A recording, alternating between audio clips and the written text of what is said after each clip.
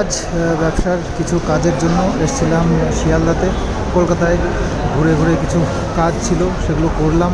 কিছু মাল কেনার ছিল ব্যবসার, তো সেগুলো নিয়ে এখন হেঁটে হেঁটে ক্যানিং স্ট্রিট থেকে পুরো শিয়ালদা পর্যন্ত এসছি। এসে হাঁপিয়ে গেছি।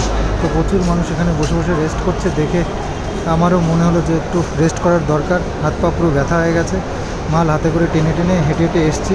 তো যাই হোক, আমিও ওনাদের দেখা দেখি নিচেই বসে পড়েছি। শিয়ালদায় এসে ভালো একটা বসার জায়গা পাওয়া মানে ভীষণ ভাগ্যের ব্যাপার। তো সেই ভাগ্যটা আমার নেই, তাই নিচেই বসে পড়েছি। তবে হ্যাঁ, ঠান্ডা আছে, উপরে ফ্যান লাগানো রয়েছে। আমাদের সরকারি ব্যবস্থা খুবই ভালো।